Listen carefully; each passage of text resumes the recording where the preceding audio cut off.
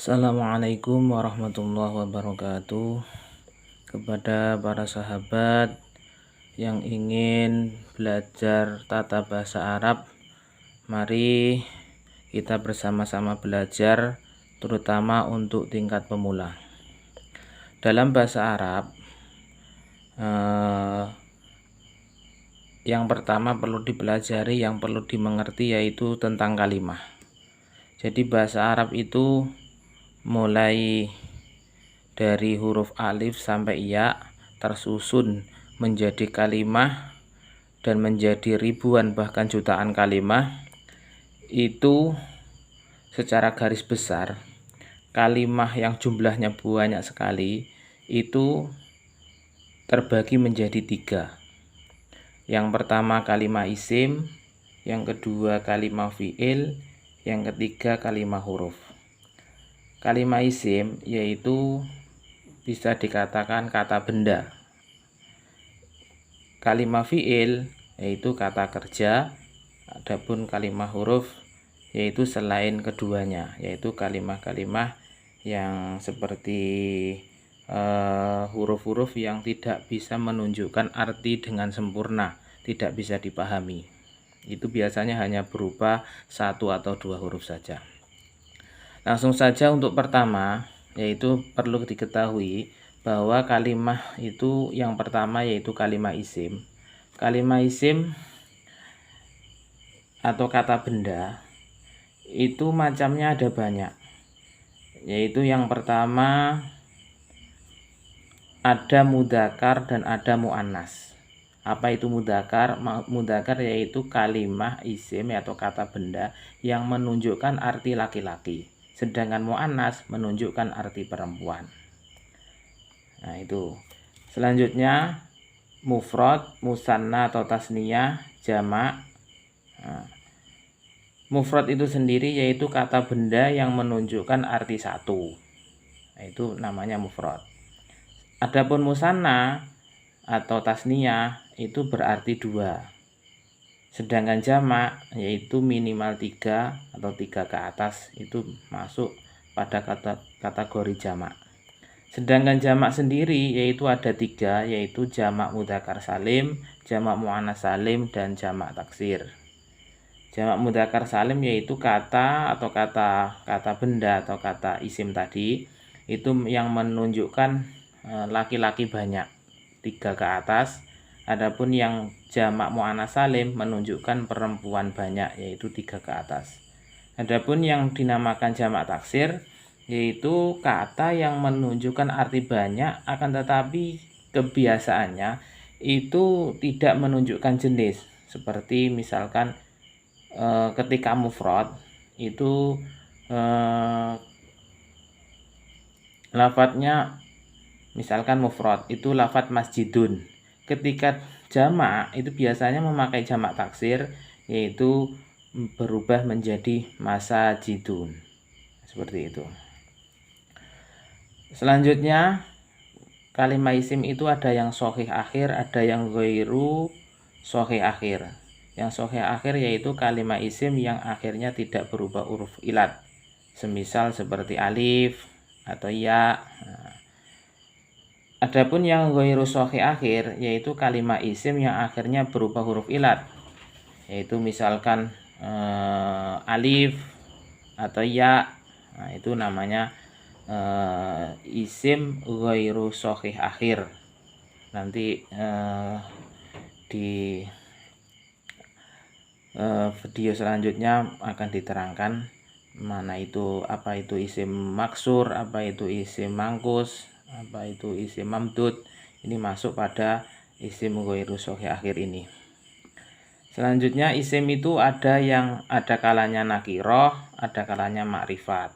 Nakiroh itu artinya umum, adapun makrifat itu tertentu. Nah, sedangkan isim makrifat sendiri itu yaitu macamnya ada berapa ini? 1 2 3 4 5 6 7. Nah, yang pertama yaitu kalimah yang didahului al. Jadi kalau ada kalimah kata yang didahului al, ada alnya, itu bisa dipastikan itu termasuk jenis isim makrifat. Yang kedua berupa domir. Nah, domir itu kata ganti ya. Kata ganti misalkan terjemah Indonesia yaitu aku, kamu, dia. Dalam bahasa Arab yaitu huwa, anta, terus apa namanya, ana, itu namanya domir atau kata ganti. Itu termasuk isim ma'rifat. Yang ketiga yaitu isim alam atau nama. Nah, itu nama-nama, itu termasuk isim ma'rifat. Selanjutnya isim mausul. Isim mausul itu kata ganti. Kata ganti seperti alladzi, allati, alladina, terus man, ma, itu semuanya isim mausul. Itu juga termasuk isim ma'rifat. Selanjutnya isim isyarah. Isim isyarah itu kata tunjuk. Nah, contohnya seperti hadza, hadihi, dalika, tilka, itu namanya isim isyarah. Itu juga termasuk isim ma'rifat. Selanjutnya isim yang dimudhofkan pada isim ma'rifat. Sebenarnya isim itu nakirah, terus dimudhofkan kepada isim, salah satu isim ma'rifat yang ada di sini. Apakah dimudhofkan kepada isim domir atau dimudhofkan kepada isim alam, itu nanti menjadi ma'rifat. Selanjutnya munada maksudah. Munada maksudah mungkin yang dimaksud munada nakiroh maksudah, karena munada itu ada 5, yaitu munada mufrad alam, munada nakiroh maksudah, munada nakiroh ghairu maksudah, munada mudhof, dan munada sibhul mudhof. Itu munada maksudnya sesuatu yang dipanggil yang menggunakan huruf nida seperti ya atau ya ayuha, seperti itu. Selanjutnya kalimat isim tadi ada yang jamid dan ada yang mustaq. Yang jamid maksudnya, yang jamid yaitu ada yang berupa zat, ada yang berupa makna atau masdar ghairu mim. Yang berupa zat yaitu seperti benda-benda mati, yaitu batu, kayu, air, itu termasuk jenis zat. Ada yang berupa makna, yaitu seperti ilmun, ilmu, artinya ilmu. Nah, itu kan tidak ada zatnya. Atau nasrun, pertolongan, itu juga tidak ada zatnya. Itu termasuk isim jamid. Selanjutnya isim mustaq. Isim mustaq adalah isim yang tercetak dari kata dasar. Maksudnya kata dasar sebuah kalimat itu ada yang mengatakan itu dari masdar, ada yang mengatakan dari fi'il madhi. Nah, di antaranya isim mustaq yaitu isim fa'il, isim maf'ul, isim sifat musabbahah, isim tafdil, isim zaman atau isim makan, isim alat, dan isim sighat mubalaghah. Apa itu isim fa'il? Yaitu isim fa'il lafadz yang dicetak atau sudah dirumuskan mengikuti wazan-wazan tertentu yang menunjukkan pelaku pekerjaan, itu namanya isim fa'il. Adapun isim maf'ul yaitu lafadz yang dicetak untuk menunjukkan sesuatu yang menjadi objek dari si fa'il. Terus selanjutnya isim sifat musabbahat. Isim sifat musabbahat itu sebenarnya mirip dengan isim fa'il. Hanya saja isim sifat musabbahat itu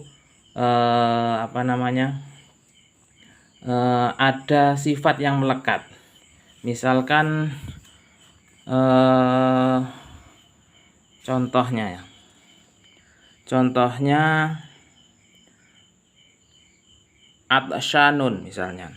Atsyanun itu adalah maknanya orang yang kehausan. Itu berasal dari kata aposha, ain, to, shin. Nah, orang yang kehausan, nah, itu termasuk haus, itu termasuk sifat. Nah, itulah namanya sifat musabbahat. Dan sifat musabbahat itu biasanya diambil dari fi'il lazim. Fi'il lazim adalah kalimat yang menunjukkan arti pekerjaan yang tidak membutuhkan maf'ul, tidak membutuhkan objek. Selanjutnya yaitu isim tafdil. Isim tafdil adalah kalimat yang menunjukkan arti sama antara 1 dan 2, akan tetapi ada keunggulan di antara keduanya, yaitu menunjukkan lebih. Biasanya isim tafdhil itu mengikuti wazan atau rumus, misalkan berupa mudzakkar atau berupa laki-laki itu mengikuti wazan af'alu, dan yang muannas atau menunjukkan perempuan mengikuti wazan fu'la. Biasanya seperti itu.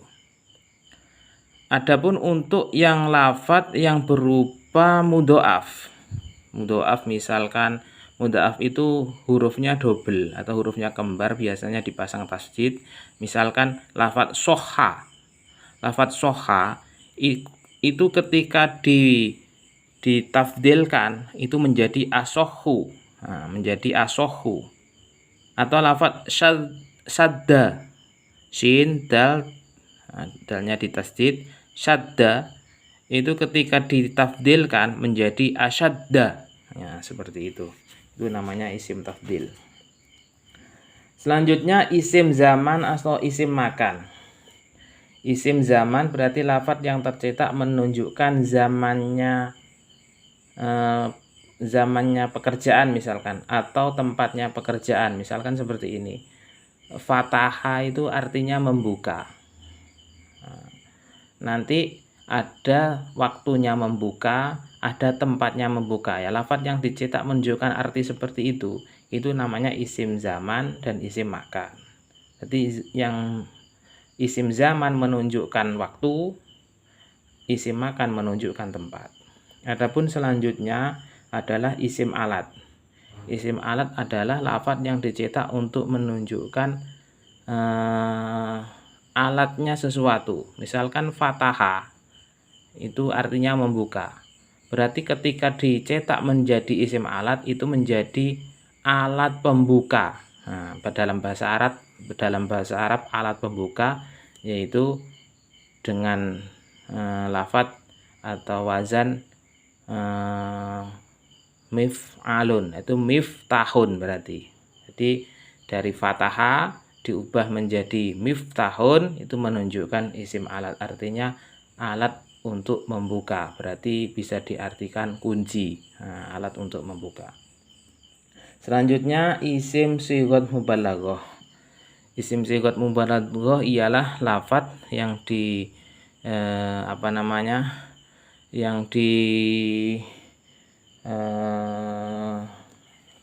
cetak untuk menunjukkan sesuatu yang di situ sangat.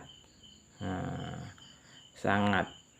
Contohnya misalkan dari lafadz alimun itu menunjukkan arti orang yang alim, orang yang pintar. Misalkan dibuat sighat mubalaghah menjadi alamah, berarti sangat alim. Nah, yang seperti itu. Jadi dari lafadz alimun menjadi alamah, atau itu namanya isim sighat mubalaghah.